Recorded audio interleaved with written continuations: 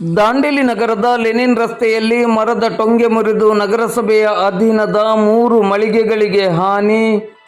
ದಾಂಡೇಲಿ ನಗರದ ಲೆನಿನ್ ರಸ್ತೆಯಲ್ಲಿ ಮರದ ಟೊಂಗೆ ಮುರಿದು ನಗರಸಭೆಯ ಅಧೀನದಲ್ಲಿರುವ 3 ಮಳಿಗೆಗಳಿಗೆ ಹಾನಿಯಾದ ಘಟನೆ ಇಂದು ಭಾನುವಾರ ಬೆಳಿಗ್ಗೆ 10 ಗಂಟೆಗೆ ನಡೆದಿದೆ.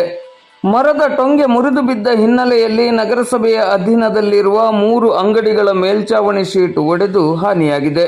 ಮಳಿಗೆಯ ಗೋಡೆಗೂ ಹಾನಿಯಾಗಿದೆ. ಅದೃಷ್ಟವಶಾತ್ ಗಾಯ ನೋವು ಸಂಭವಿಸಿಲ್ಲ. ಸ್ಥಳಕ್ಕೆ ನಗರಸಭೆಯ ಆರೋಗ್ಯ ನಿರೀಕ್ಷಕರಾದ ವಿಲಾಸ್ ಅವರು ಭೇಟಿ ನೀಡಿ ಪರಿಶೀಲನೆಯನ್ನು ನಡೆಸಿದ್ದಾರೆ. ಘಟನಾ ಸ್ಥಳದಲ್ಲಿ ಕಾಂಗ್ರೆಸ್ ಮುಖಂಡರಾದ ಬಶೀರ್ ಗಿರಿಯಾಳ್ ಅವರು ಉಪಸ್ಥಿತರಿದ್ದು ಘಟನೆಯ ವಿವರವನ್ನು ನಗರಸಭೆಯ ಪೌರಾಯುಕ್ತರಿಗೆ ತಿಳಿಸಿದ್ದಾರೆ.